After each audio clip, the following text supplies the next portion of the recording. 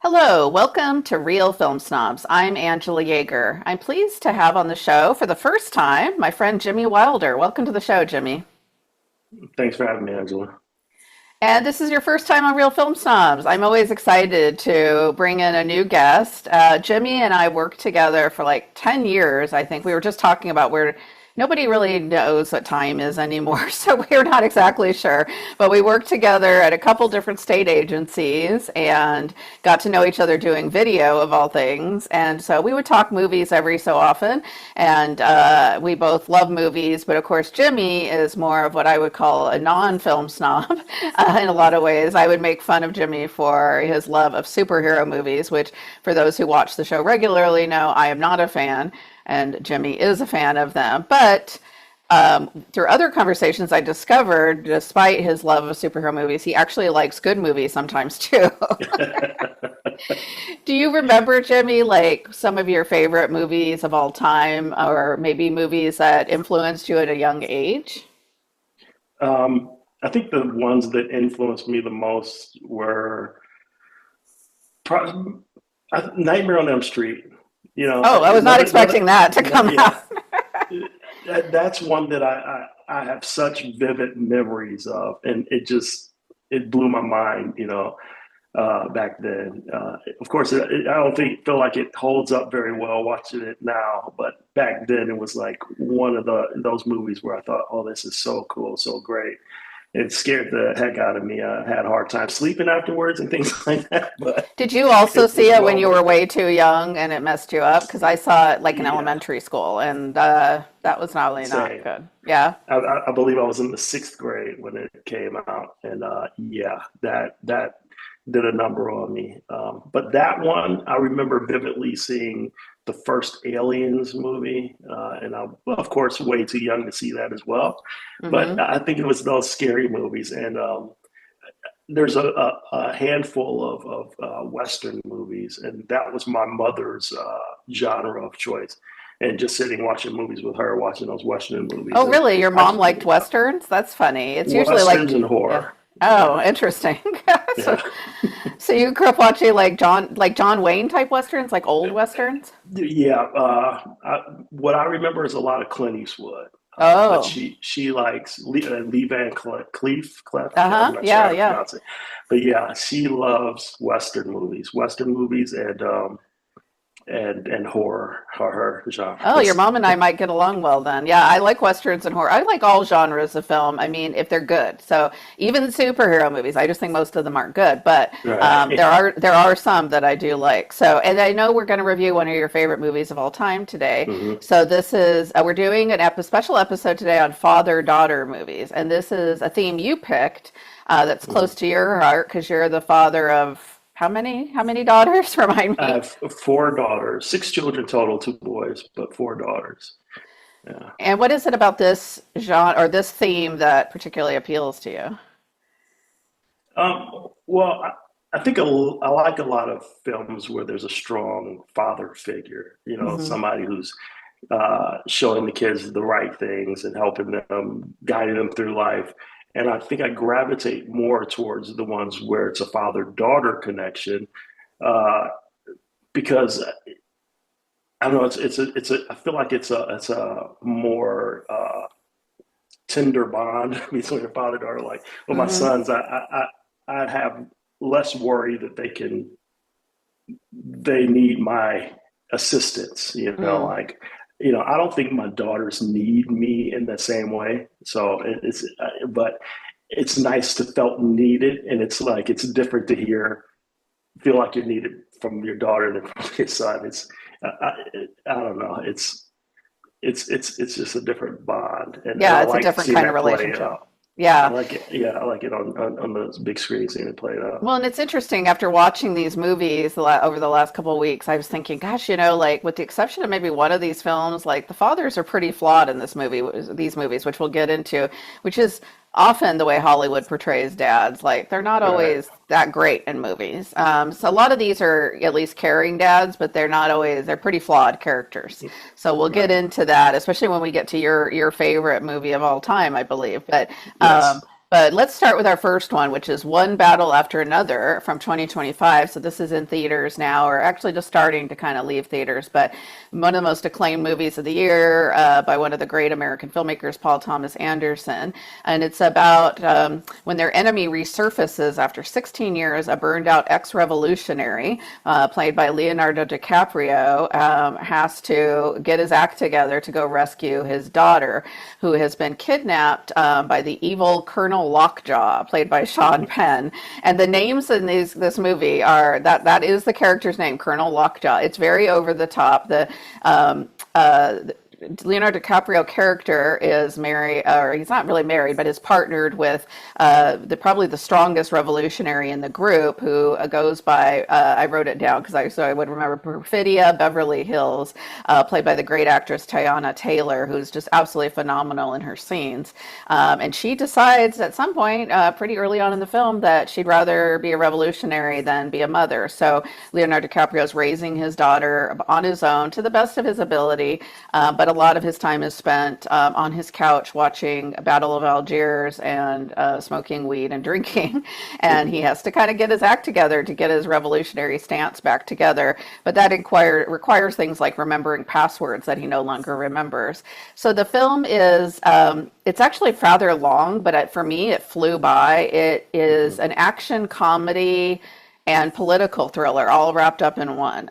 It's very political. It's very much of our time. We see the Colonel Lockjaw character is a military guy who believes, all by all means necessary. He just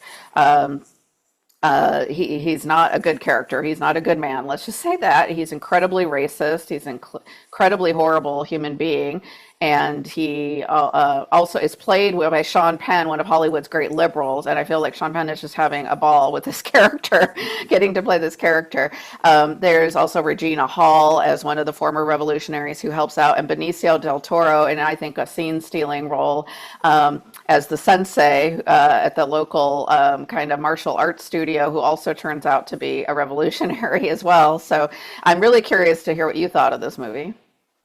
Yeah, I thought the movie was great. Like you said, it was 3 hours long, but the pacing was really good.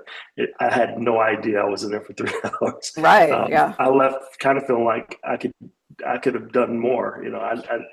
I know the story ended well, so I'm glad it didn't go on. Like you see a lot of times in movies where they seem to not know when to say stop.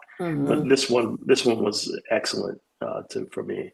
Um, I love the characters. I love seeing a bad guy that you really just don't like.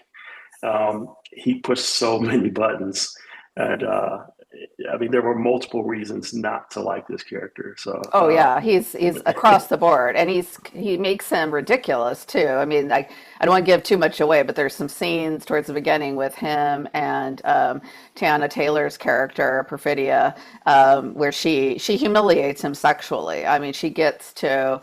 Which is what kind of causes his obsession with her, I think, to a certain degree too. I mean, he's like a horribly racist character, but at the same time also obsessed with this black woman who he can't get enough of, and so he like wants to be humiliated. It's a very interesting character the way he was written, and Sean Penn right. has a lot of fun with the character, even from the way he walks, which he has this like crazy walk that he does, and I Hmm. mean, just a really good villain character. I would be shocked if Sean Penn did not get an Oscar nomination for this role. But everyone, Leonardo DiCaprio's character is easy to overlook because he's just kind of this burned out schmo. I mean, he's really kind of bumbling his way throughout the movie and really would not get to where he even gets in the movie without the help of Regina Hall and Benicio del Toro and all these other characters.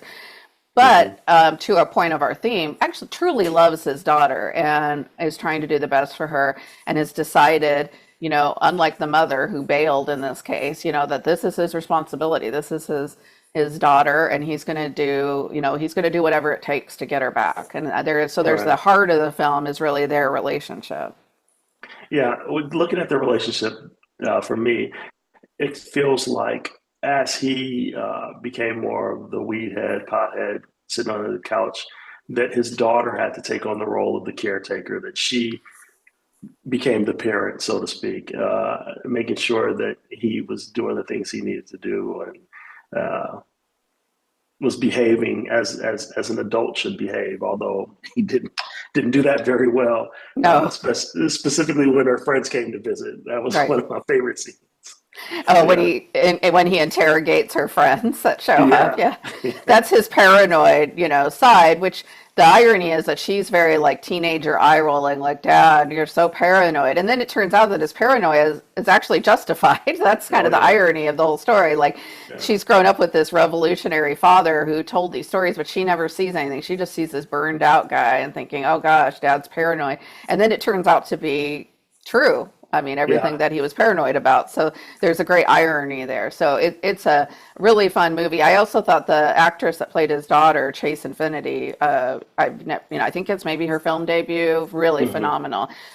Because it turns out she can take care of herself pretty well too. I liked that aspect of it. She's actually a very strong character and a very strong Yeah, female, and she really doesn't need saving. I mean, she does and she doesn't, right? But like he's right. going to save her, but you think it's going to result in this big like moment. The dad's going to save the daughter, but I think Hmm. both of these characters need saving in a way, especially him. Right. Yeah, one big takeaway for me was seeing that part where you teach your kids how to protect themselves and what to look out for and all these dangerous things that may occur, and that she actually listened.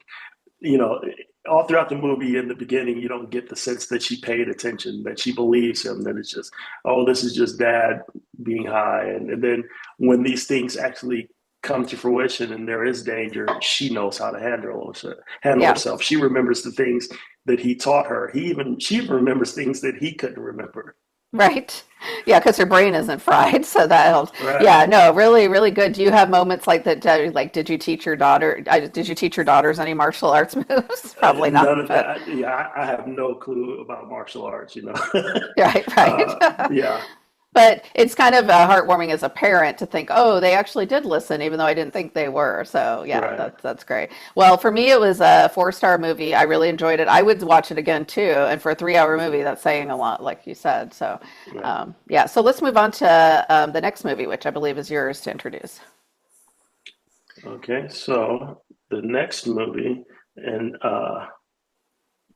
it's we're gonna do To Kill a Mockingbird, and that is starring Gregory Peck. Is that right?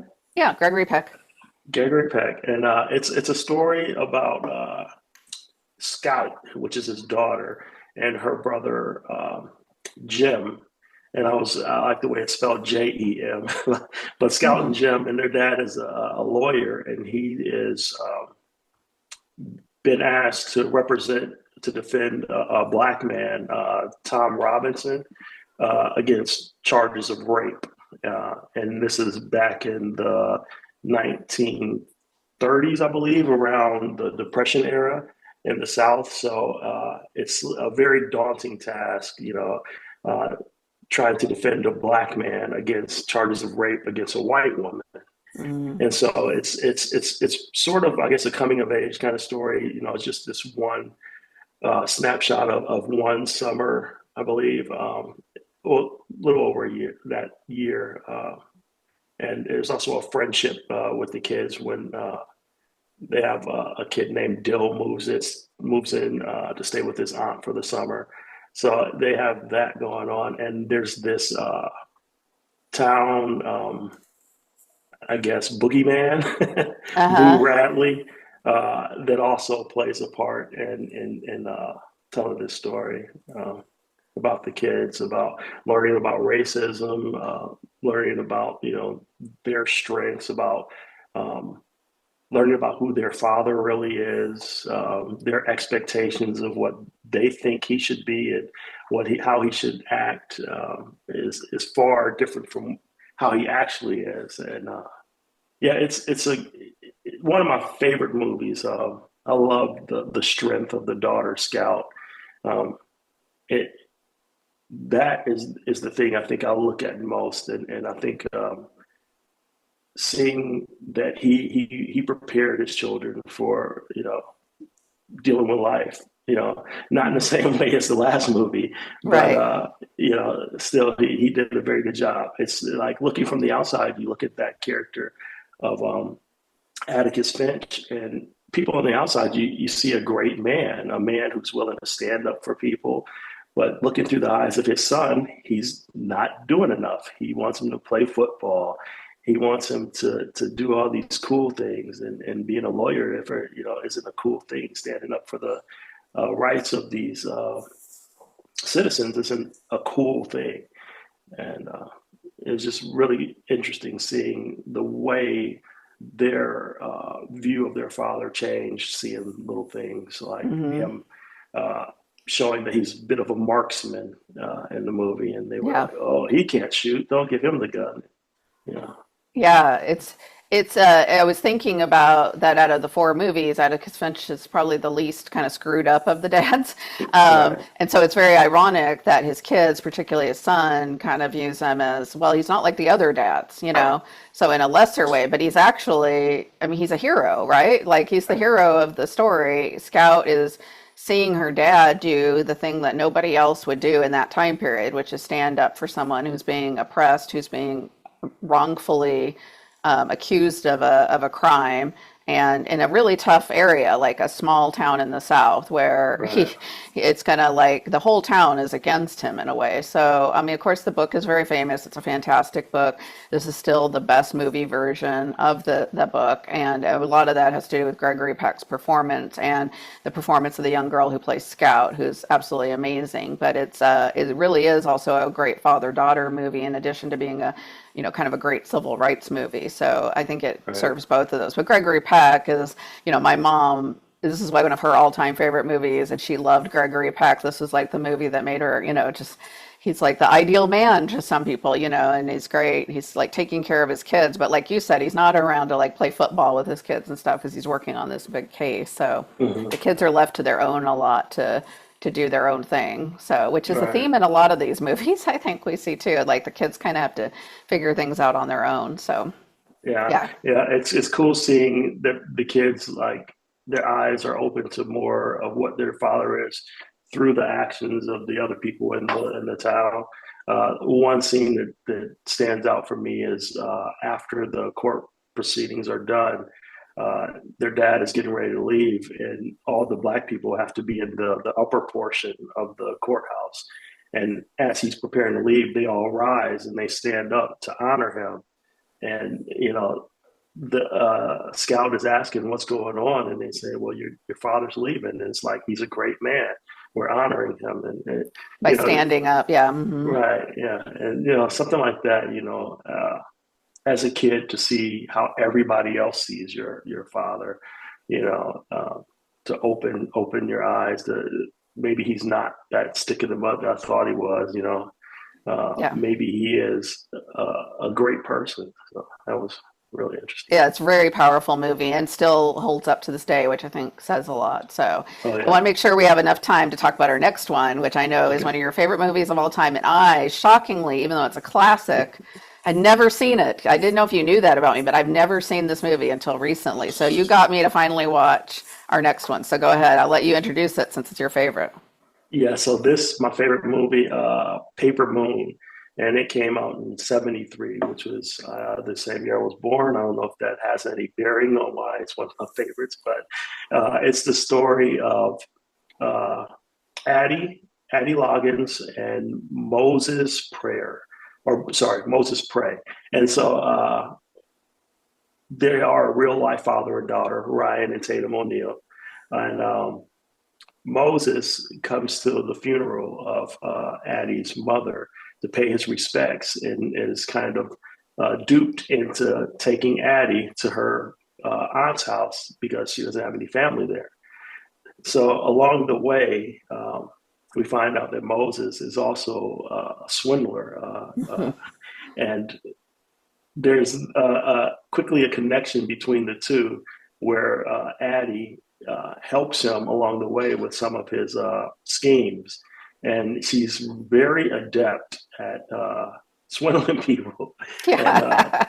It's perhaps better than her father in some yes, cases. Yeah. yeah, and so yeah, it's kind of like a buddy road like adventure, but with the father and daughter dynamic. Just it's like there are times when the facade starts to crack and you see there might be some tenderness underneath, and it's quickly dashed when like throughout the movie she'll remind him that he owes her money. And just as you're thinking, oh, it's they're about to have a loving moment, and she's like, you still owe me X amount of dollars and cents, and she'd have the dollars down to the cents exactly what he owes. Right. And then he And gets mad and throws his hat down or something. Yeah. right.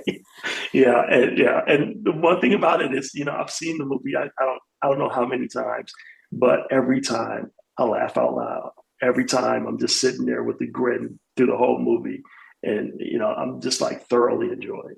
Did you rewatch it for the show? Did you get Tracy to watch it? Has she seen it? Yes, yeah, yeah, Yeah. yeah. That's one that I have watched with at least two of my daughters. Um, I I love that movie. I watched it twice since we talked about doing this show. Oh, So wow. Wow. yeah. Well, I got to see it for the first time, and I got Julian to watch it with me, which is not always easy because he doesn't always love black and white movies in particular or older, Hmm. but he loved it, and we both loved it. We were laughing a lot. Julian was blown away by Tatum O'Neal. He was just like, yeah, I could see why she won an Oscar. She was the youngest person ever to win an Oscar for Best Actress or Best Supporting Actress, and Hmm. you can see why. I mean, this is a childhood performance. Like she I mean, one ups Ryan O'Neal. I mean, she has so much going on with this character because at moments, I mean, she's orphaned essentially at the beginning, and this guy does not want her. And so she's got to put on this tough facade because she's had to live a really hard life. You get the sense maybe her Hmm. mom was, there's we never meet the mother, but you get the sense that she wasn't maybe around a lot or that she was pretty going out with a lot of guys or, kind of fast and Hmm. loose. And so this kid is, and it's the Depression era. And so it's a period piece. So this kid is, had to be basically streetwise. But she's Hmm. got this tenderness like towards her dad, but she doesn't want to show it because she doesn't want him to think she's weak. And I just loved that about the performance. There's just the great period details as well as just like amazing cinematography. I mean, just every shot just looks like which I imagine for you as a designer must be part of also the attraction. It's just a gorgeous looking movie. Right. And like she, again, kind of back to some of our themes, particularly with One Battle After Another, like she, in a lot of ways, is more responsible than him. Like they've saved up a lot of money, and then he meets Madeline Kahn's character, this woman, and he goes head over heels for this woman and starts spending all their money. And she is infuriated, and she's got a plot to figure out a way to get this woman out of their lives so he doesn't spend all of their money and ruin their lives. And so he can't see the forest for the trees, and she sees exactly what this woman is. Um, and I have to mention the woman, Julian's one of his favorite characters was the character that becomes their friend, who's kind of like the maid or servant. It's a little unclear for Madeline Kahn's character, that character PJ. She is Hmm. amazing in the very small role, but she just, her and Tatum O'Neal's characters kind of bond and like plot Hmm. against this woman and do all these things to her that are just phenomenal. So, and it's a great Yeah. movie. It's a great comedy. They also get onto all these hijinks together. There's a bootlegging scene. I mean, it's just one thing after another. So thoroughly entertaining, but also very smart, which is a hard Yeah. combo to pull off. Yeah, yeah, and I point out that Tatum O'Neal beat out Madeline Kahn for that Oscar. They were both nominated for the same Oscar, so Oh, that really? was good. Well, I have to say Yeah, Tatum O'Neal deserved it. Madeline Kahn is she did. great, but Yeah, but yeah, I would almost say Tatum almost seems like the lead, really, more than right, supporting. Yeah. right. Yeah, So it took me aback, but how good she was as an actress at that age. And, of course, she had great chemistry with her father, but you would think that I guess that's natural, but she was phenomenal. It was a yeah. great movie. Great movie. We only have a couple of minutes, but that's okay for our last one, which is Aftersun. This was one of my picks. Directed by Charlotte Wells. It's semi-autobiographical, based on her own life. It's about a Scottish girl going on holiday with her father at kind of a rundown Turkish resort on the eve of his 31st birthday. Paul Mescal, who kind of became well known because of this movie, got a lot of acclaim for his performance as the father. The young girl is also really, really good in this. I just love this movie because it feels like memories, and it's this kind of nostalgic view back of her father during this very specific time. It's a very kind of sad, melancholic film as well. I'm curious to hear what you thought about it, Jimmy, since I know you hadn't seen this one before. Yeah, and it was on my radar actually. My daughters and I were looking through, trying to find films to watch, and we put that on our list and just hadn't gotten around to watching it yet. And I thought it was a really interesting movie. The way that they use the flashbacks using film footage from her camcorder, and just seeing that, I think once again it's no, knowing your parents at that time, but then going back and revisiting your childhood and seeing that there was more to it, that there were a lot more, there was a Hmm. lot more going on, and that maybe you didn't understand then, but you may have a sense of why they made those decisions or did those things when you were a kid. And for most of it, it feels like a really good, bonding moment between the father and daughter. But then there are those instances where he's just depressed and not really there. And it's kind of heartbreaking, seeing that played out. Yeah. The daughter going through that. At times, you're wondering who's looking out for her. Like, there were times where he wasn't there, and Right. it was, you Kind of know, back to our theme again of the yeah, father is not, although he's a very caring, loving father, and for the most part, he's pretty responsible. But there's a few moments. There's one night in particular where they have yeah, a bad thing, and we get the sense. I loved how you describe how it's about her as an adult looking back in a way. Like I didn't really know my father. That was kind of, I don't know what he's going through. And she still hmm doesn't quite know, but she knows now. I mean, at the time as a kid, she just thought, oh, I'm on this fun vacation with my dad. But looking back and then viewing the video footage, she realizes there was something going on with him that I didn't understand. He right, obviously has some depression going on and some really serious, heavy things. And we get the sense that it didn't end well for him, although it right, never explicitly gets into exactly what happened. hmm yeah. Yeah, Yeah, it feels a little dark with those flashbacks. Well, I don't know if it's a flashback, but more of a dream sequence right. where it feels a little dark there. Maybe a foreboding kind of Yeah. So did you on overall like yeah. it, or were you glad I recommended it? I really like the movie, but it is darker than a lot of the ones we've talked about. It is darker. I enjoyed it. It's one of those movies for me where I enjoyed it. I would recommend it, but I don't see myself watching it again. Hmm. I enjoyed it. Yeah. I thought it was a good story. At times, I'm glad that they didn't try to explain too much Right. and just let it be what it was. Yeah. I Yeah, I like Yeah. No, leaving well, it I'm glad you vague. at least enjoyed it. I was worried. I was like, oh, this is kind of a artier type movie. So I wasn't sure if someone who likes superhero movies would like this, No, but I I like know I some could give arty you some movies. credit. I know you do. Well, I hope you had a good time. I enjoyed having you on. I hope you'll come back on the show and we Yes, can yes, talk I about will. something fun again. So thanks again for being on the show. And as always, to all of you at home watching, thanks for watching. Have a great day and great movies. Bye bye. Bye.